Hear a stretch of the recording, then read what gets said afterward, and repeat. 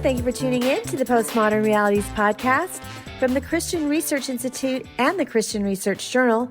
I'm Melanie Cogdill, managing editor of the Christian Research Journal. It's January 2021, and you're listening to episode 218, which is a discussion about the DC superhero Wonder Woman, as well as a discussion of the recent film Wonder Woman 1984. On this episode, I'm joined by Cole Burgett, who is a recent seminary graduate and an author for the website Christ in Pop Culture. Cole has written an online exclusive film review for the Christian Research Journal, and his review is called Wonder Woman 1984, The Truth is Enough. You can read his review for free online at our website, equip.org. Cole, it's good to have you on. Well, thank you for having me again. Well, as I mentioned, we are going to be talking about the film Wonder Woman 1984. But before we do that, I just want to ask Cole a little bit more about the DC character itself, because I think a lot of times some of the people seeing these new films are not, familiar with the comic books and some of the history of certain characters. And I also want to warn our listeners that this is going to be, as most of our film reviews are, spoiler filled. So if you plan to see Wonder Woman 1984 and you don't mind spoilers before you're like one of those kinds of people who wants to know, how a movie ends type of thing, you can listen on or come back to this later after you've seen the film. But we hope this will be a really interesting discussion, because I don't always talk about kind of the backstory and some of the background, because not all of our reviewers for superhero material actually have read the comics. So tell us a little bit more about Wonder Woman personally for you as a character. What was your first exposure to her? So my first exposure to Wonder Woman, it was actually not the comics. In the mid to late 70s, there was a television series starring Linda Carter. Now, the 70s were well before my time, but I have a sister who really loved the character, and somehow we ended up with these DVD box sets of the Linda Carter show. So when we were younger and we'd be in the back of the car on road trips or something like that, I can remember watching episodes of Wonder Woman with Linda Carter, as well as the Bill Bixby Incredible Hulk series. So both of those shows, I guess, can seem a little dated and campy now, but they did have charm and some really solid moments. And I think for a lot of people for a long time, those were the definitive versions of those comic book characters. So I came to Wonder Woman by way of Linda Carter. I think I might have seen a few of those episodes when they were actually on TV, but I'm not sure. I might have been just aware. And I say that because I wasn't allowed to watch TV. So if I did see it, it might have been stealth.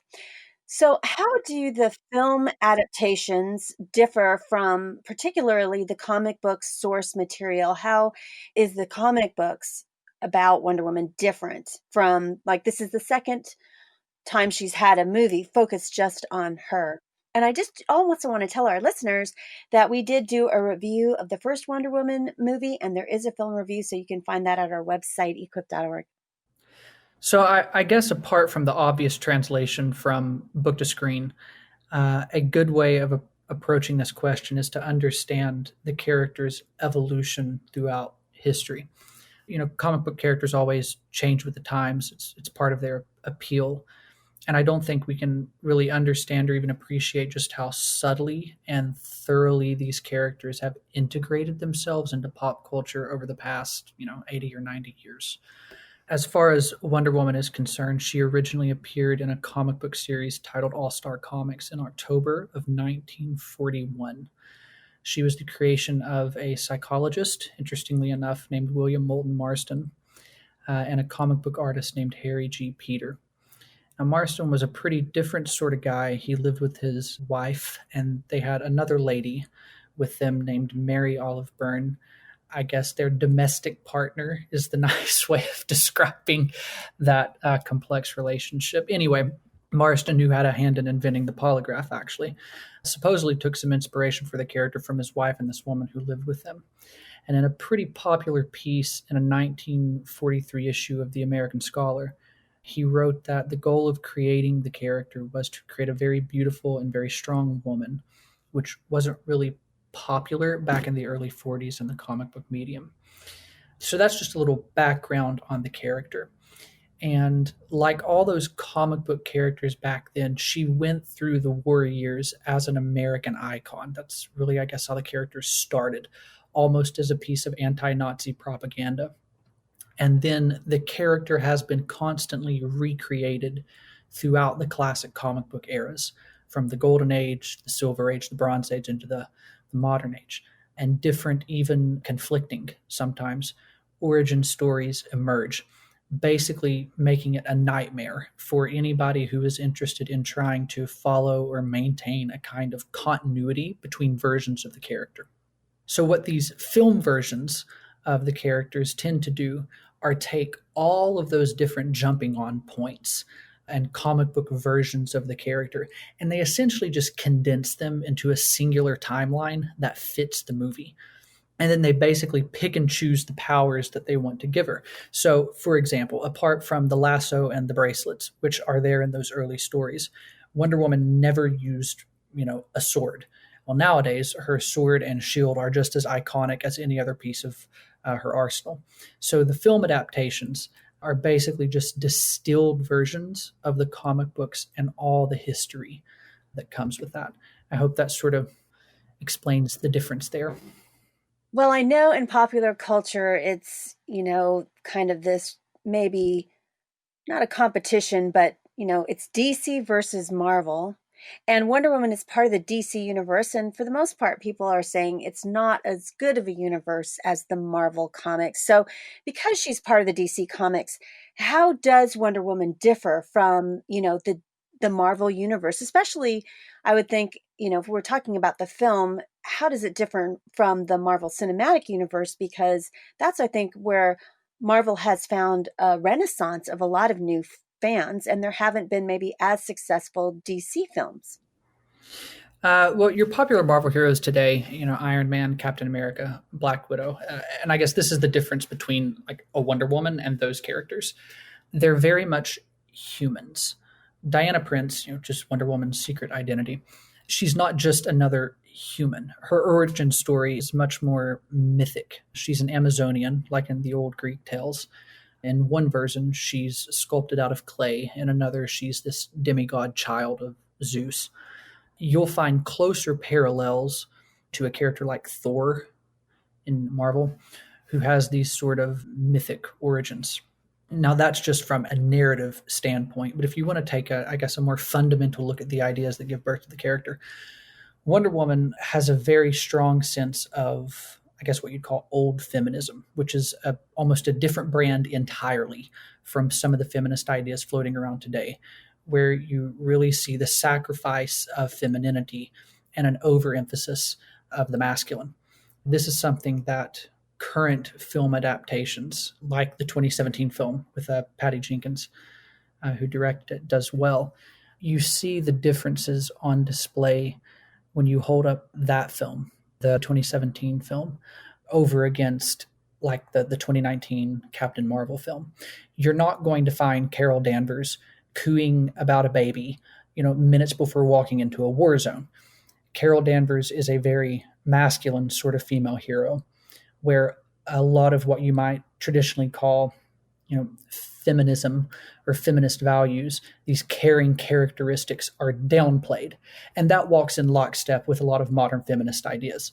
With Wonder Woman, though, you have a very strong sense of femininity maintained within the character while still giving her these very pronounced masculine traits. There's a very good synergy between the two of them that I think makes for a very compelling hero figure who is really unlike a lot of other characters dominating the zeitgeist now. So that at least is, I think, some of the ways Wonder Woman differs from a lot of the popular heroes coming out of Marvel comics. And just kind of like to push into that a little bit and think a little bit more about how they differ is, do you think there's some broader differences between the stories that DC Comics tells and the ones that are told by Marvel? I do. I do. So, like you said, and it's one of the elephants in the room. I guess you kind of have to you have to talk about it a little bit. But in recent years, at least in terms of the films, I guess what you'd call a rivalry between the two companies has become more pronounced, at least in what I like to call campfire conversations, those sorts of talks between people where they're basically treated like sports teams, right? When one has a successful movie, the team's fans cheer, and people will say, well, Marvel is better than DC, and vice versa. Look, personally, I've never found those kinds of conversations appealing because I think on a fundamental level, the companies are doing vastly different things with their characters and the stories they choose to tell. Most of Marvel's stories tend to favor things like science fiction. Their stories tend to favor humanism. Consider that most of the mainstream Marvel heroes, like Iron Man or Captain America or Spider Man, they are essentially people, basic people, who through science and technology become heroes or at least receive their heroic abilities. DC Comics, however, with the great exception being Batman, in this case, the exception proves the rule because Bruce Wayne's humanness is what makes him unique. These major characters like Superman or Wonder Woman are not mere humans. They are almost divine in their origin or supernatural in their origin and are much more in the vein of archetypes of classic literature. Those characters are pretty much the progenitors of the modern comic book heroes because they are almost distilled perfect modern archetypes. So, yeah, I think there's a huge difference in emphasis and characterization in the stories, and trying to compare the companies into which one is better is like trying to compare apples to oranges. That's how starkly different the two companies are.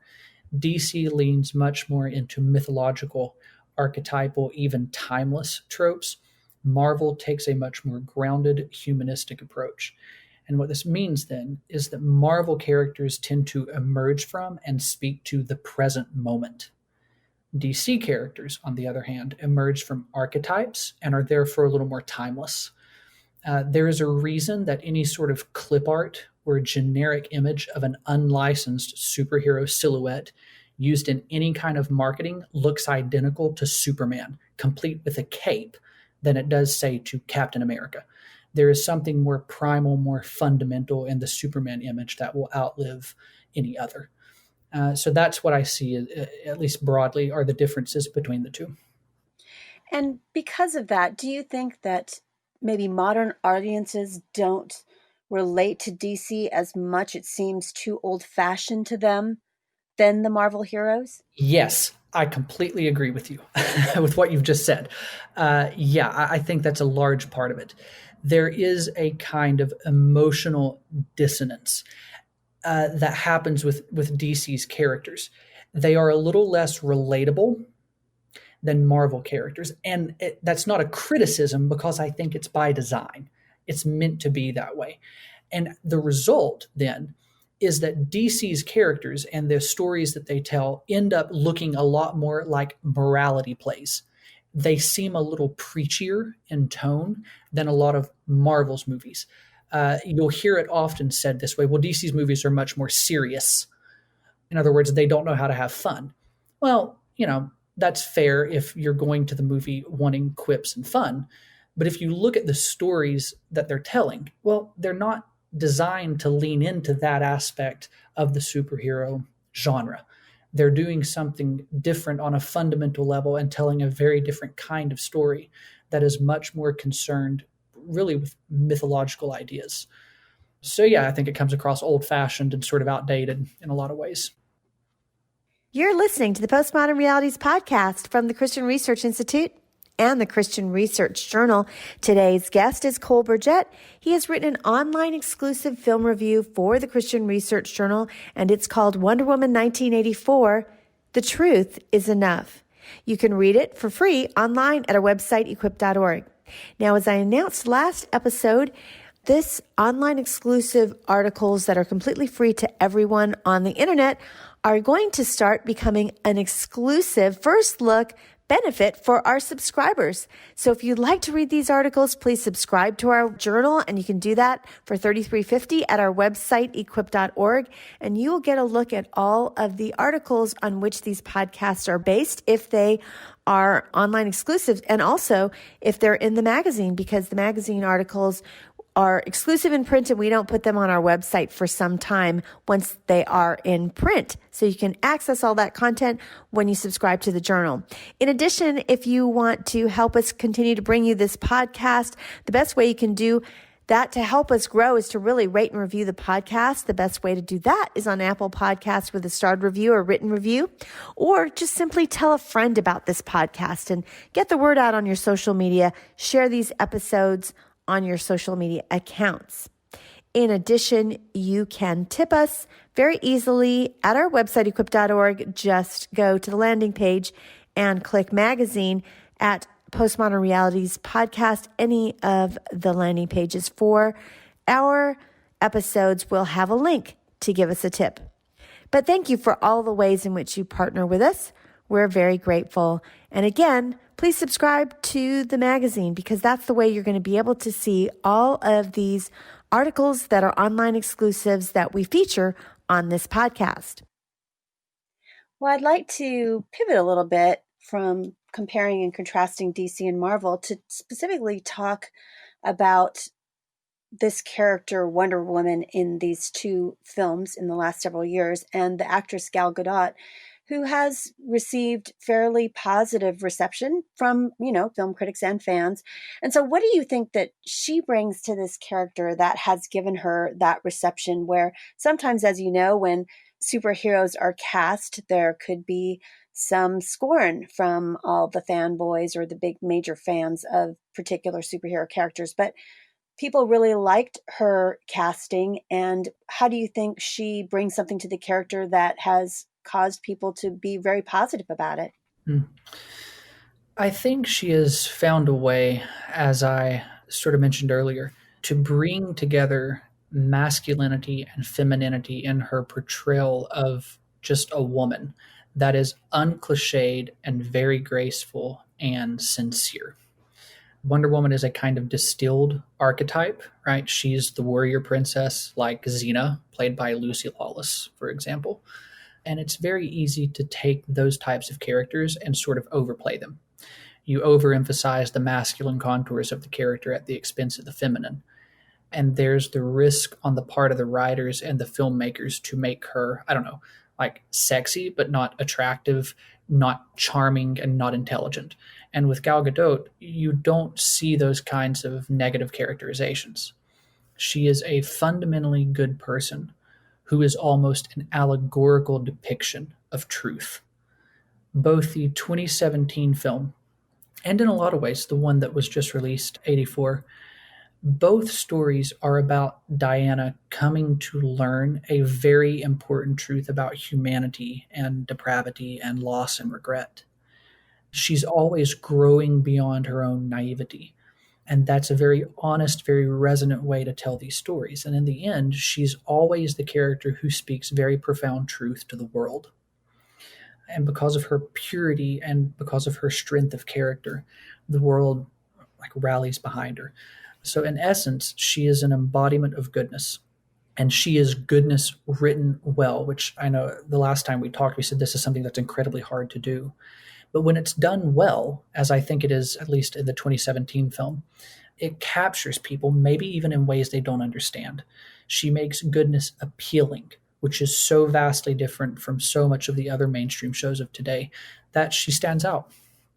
So I'm thinking just about this, superhero genre that we've been talking about, and it seems popular at the box office. Well, when there were actual in-person films that we could watch, although I think this one is in a few theaters, but it's also being released right now on HBO's streaming platform, HBO That's Now right. or something like that. HBO Max, I think it's called. HBO Max, yes, that's how I saw it. So why do you think that this kind of genre is popular? Why do you think that it resonates with people? I think it resonates really across various different generations, from littler kids to people who, like you said, Wonder Woman first appeared quite a while ago. And, it's something that people have grown up with, and even boomers are familiar with superheroes. So why do you think there's this resonance with superheroes?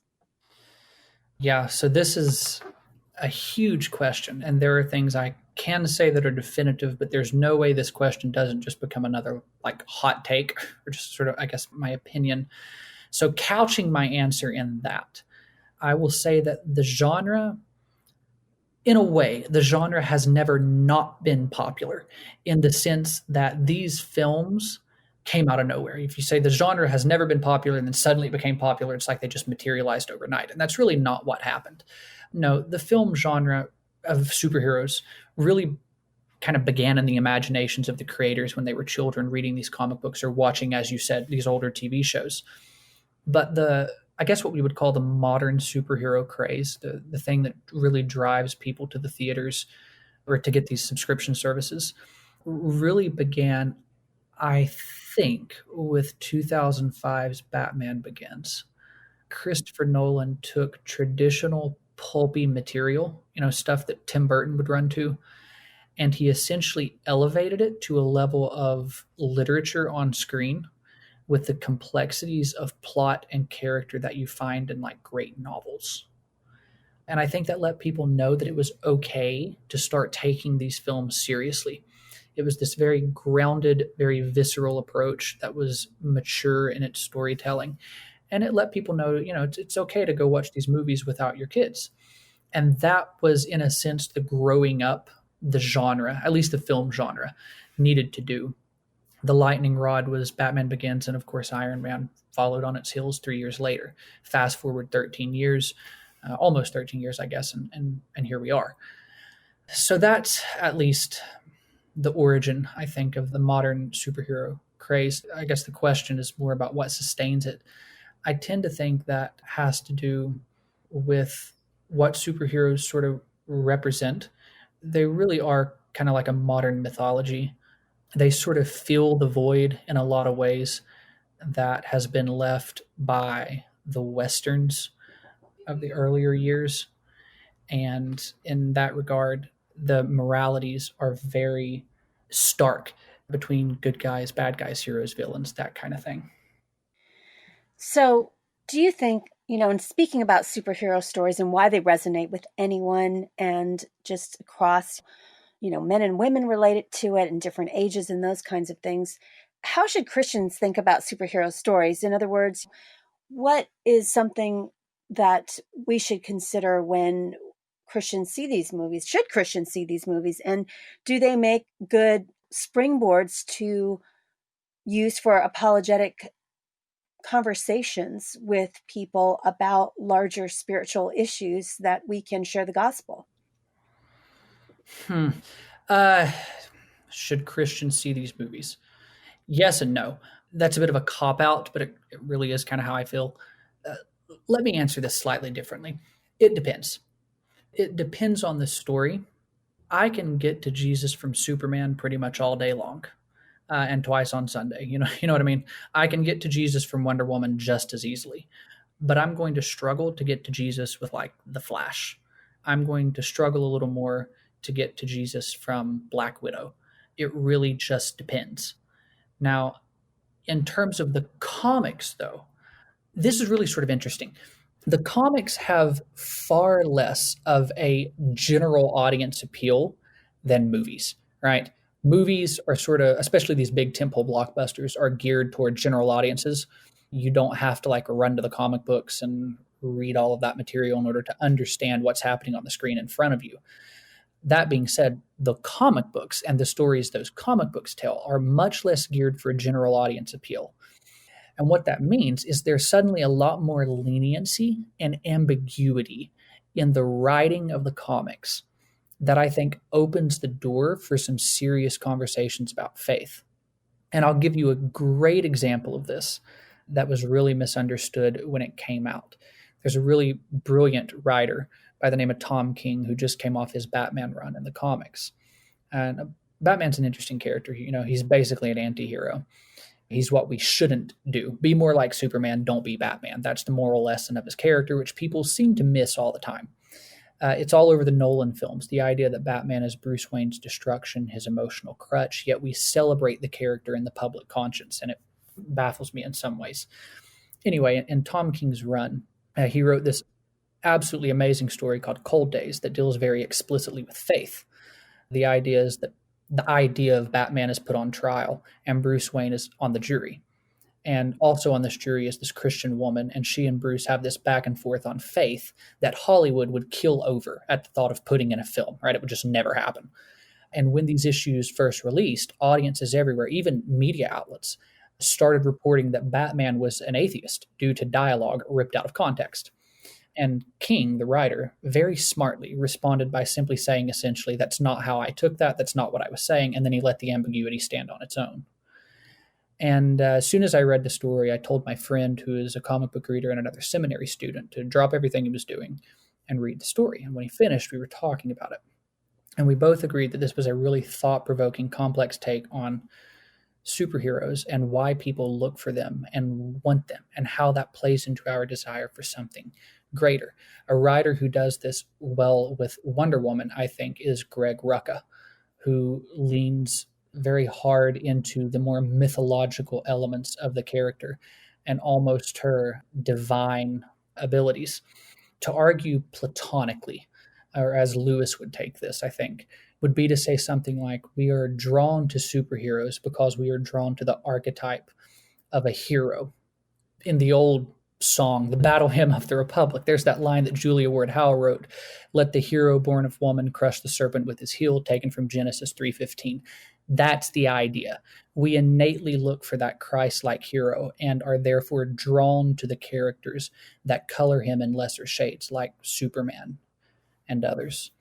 So I do think, depending on the story and the character, that, yeah, as you asked, there are springboards into evangelism or even apologetic methods.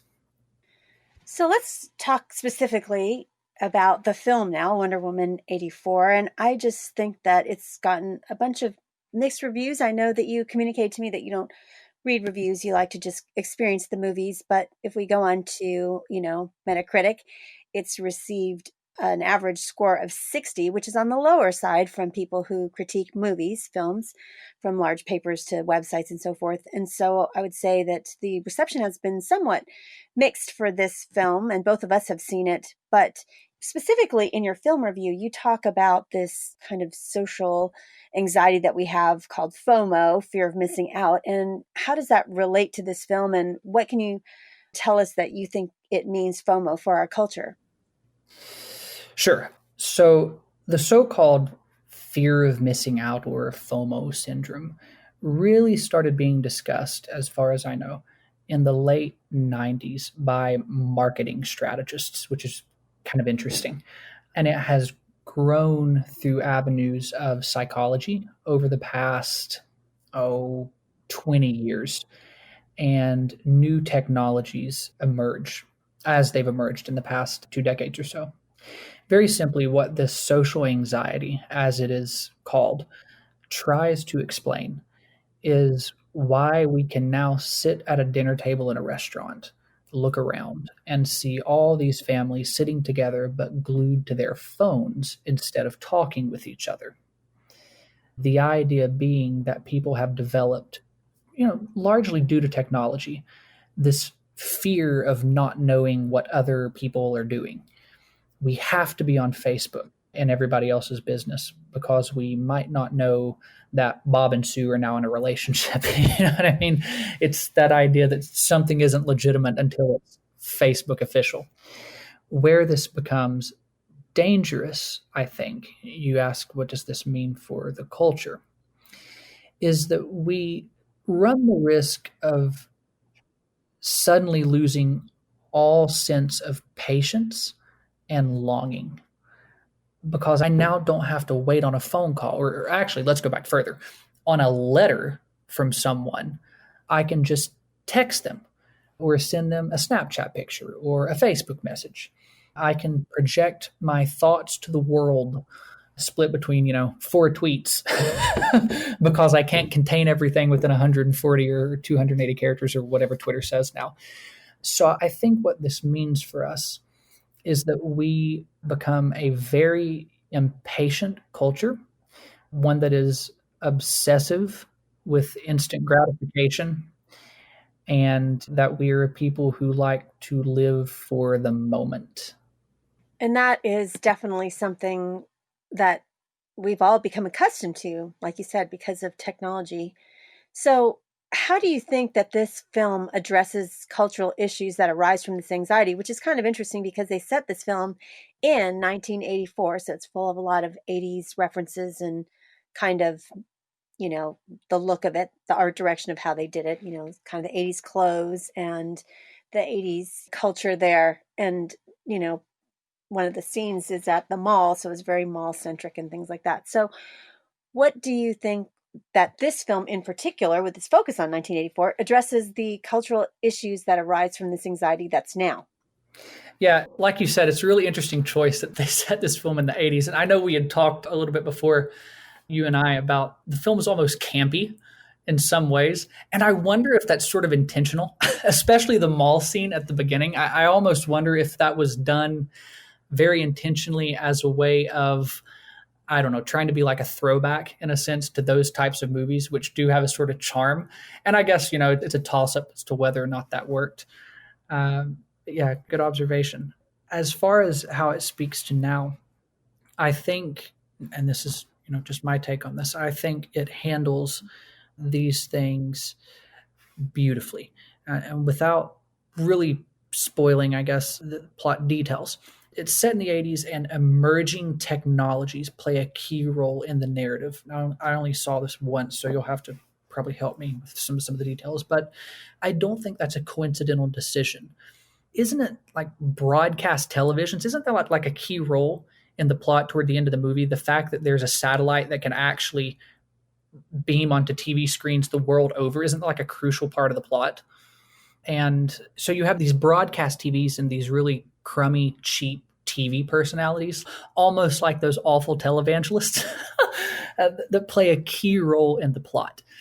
And the story essentially focuses on one of these types of personalities played by Pedro Pascal, who's in The Mandalorian, who suddenly gets this ability to give you what you want most right then. And he even talks about this in the context of the film. He calls it the power of positive thinking, which might seem a little goofy now, but was actually how people like these television personalities talk. And anybody who's sat up late at night, in a motel room, hating their lives, watching these guys talk, this is the type of stuff you get.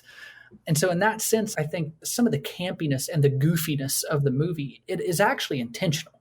It's channeling those types of vibes, if you will.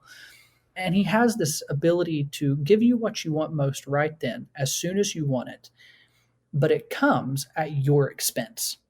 And the great moral of 1984, the great moral of this movie, is this real clarity of thought that Diana has to come to and ultimately push the world toward, which is that in the moment, if you want it, you can have the world. And it might seem like you get it, but there's always a trade off. And the climax of the movie, where Diana sort of very stealthily takes over and this broadcast and is speaking to people, speaking to the world, we lose the ability to suffer. She talks to them about suffering, essentially saying you're taking the quick and easy way and look at what's happening. We lose the ability to suffer. We lose the ability to have patience with one another and ourselves. Love is built in no small part on long suffering, on not cutting and running on whims or when the going gets tough. In other words, love is not divorcing after a squabble over who does the dishes next. It perseveres, it mends, it seeks to understand. And the film, I think, rather brilliantly says that the things worth having are things worth suffering for, are worth being patient for. And the film shows us what happens when people get what they want on whims and the world is burning for it. If you remember the scene in the streets where you're sort of watching the world come undone as people get what they want. It's not subtle, right, about this, and we can complain about how not subtle it is later, but it's not subtle when you see a street preacher, which is kind of one of those. It's almost like one of those things played to comedic effects in other movies. In this film, it's done very seriously. The trope is played straight. You have a street preacher calling for people to wake up and see what their greed is doing to the world. These films, I think, the 2017 Wonder Woman film, and I think the idea is maybe not as a little more complexly done in 1984. I think they're very deeply theological in their understanding of humanity's depravity and the need for a heroic figure to emerge and point them to a better way. In this case, to show them how to suffer sacrificially. So that's at least how I think 84 addresses some of those issues that arise from the fear of missing out. I do agree with you that the street preacher was not campy and was a sobering moment. It wasn't played, I didn't think, in a very derogatory way. But I just wonder, on the flip side, of course, I've mentioned there's spoilers, that everybody renounces what they've wished for. And it seemed deeply humanistic in that, well, the world can be a better place if everyone would see how they could be a bad person and then be a better person. And I'm not sure, given the depravity of man that the Bible talks about, is it really realistic that everybody would be renouncing their wish? Because, I don't, I've said in this podcast before when we've talked about different generations, some of the younger generations, speaking of FOMO, some of their biggest goals in life are to be famous or to get what they want, those kinds of things. And so do you really think that everyone would simultaneously, I mean, I know it's a film, but just a majority of people would give up what they wish for, even if they could have seen the destruction in that moment? Some people would say, well, I take that because I do wish for, I don't know, money or fame or whatever it is. Oh no! See, now we're getting down to brass tacks, and you've asked the real hard question here, the question about depravity, which is, do you think that people could do this? And no, I mean, Scripture's plain about this. I know Paul says he's writing to Timothy, I think it is, in 2 Timothy. He says, "Look, the world is going to do what the world wants." This is basically what he says. The day is coming where everything you're talking about, no one's going to want to listen to you because of what you're preaching. And this is where I think we have to be very careful viewers of films. In other words, I think we have to be very careful readers of stories. And we have to look at the narrative context. So, does Wonder Woman 1984 end with the world sort of renouncing their wishes? Yes. Yes, it happens. But in the context of the narrative, and this is what I think is important, in the context of the narrative, this does not happen until Diana speaks to them. It does not happen until someone has to come stepping in from the outside. See, I think the humanistic idea says, oh, well, people have this ability within themselves that if they just would do it, the world would be a better place.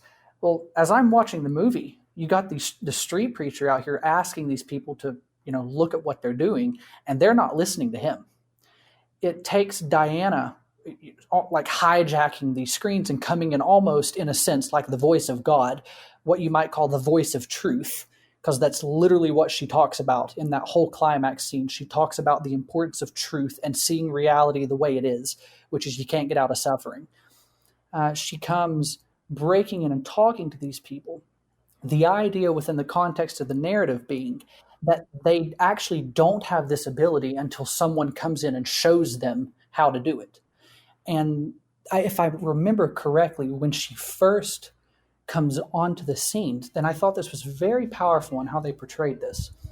She tells the people, basically, I'm not coming to you speaking to you remotely. I know what this is. She had just, a few minutes earlier, in order to go save the world, she had to renounce her own wish. She had to give up Steve. And she comes to these people and she tells them, I wanted this more than anything, but for your sake, I've had to step away from it. I see now the truth that we have to suffer and suffer together, in a sense. And so, in that sense, I think what the film does is position Diana almost as this messianic figure.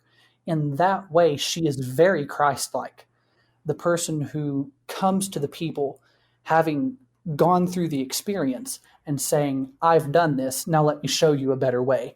And it takes that happening before the people finally renounce their own wishes and things fall back in line. That's just how I looked at that. I'd be happy to hear your take on these things. Well, I just, like you said, I think we'll end on this, is I think that Christians need to be, consumers of, whether it's books or popular culture, music, television, films, and those kinds of things, with discernment.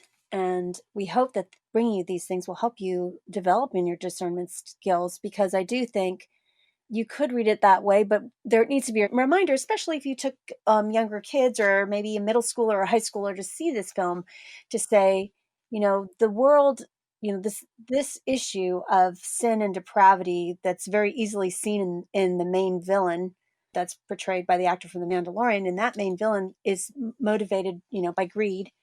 And do we solve those issues by being better people and making the world better? No, the answer is the gospel. So I think I just resonate with what you say. We need to watch these things, with discernment and care. But because, as we've published before in our journal, that television series and films are kind of like the new literature of our time. If Christians do watch them, they are good springboards to talk about some of these spiritual issues. So what did you think of these themes?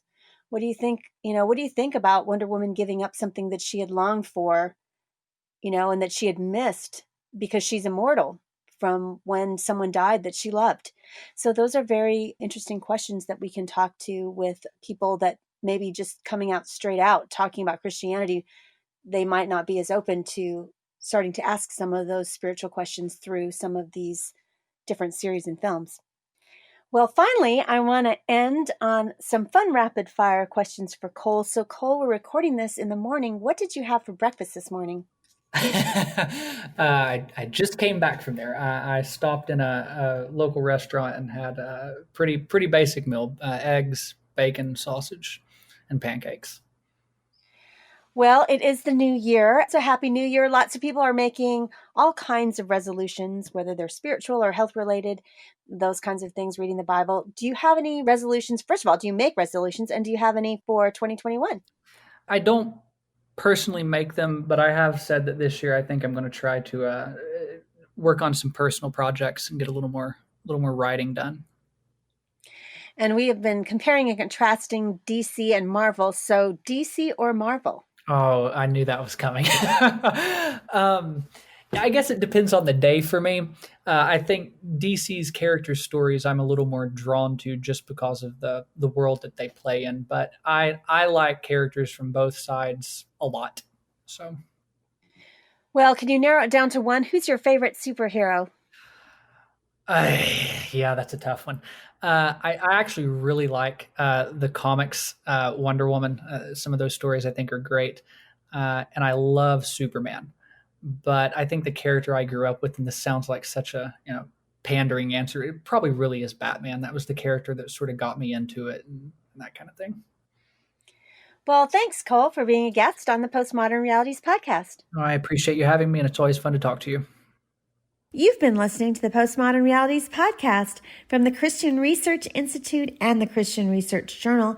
Today's guest has been Cole Burgett, who has written an online exclusive film review for the Christian Research Journal about the new Wonder Woman film, and it's called Wonder Woman 1984, The Truth is Enough.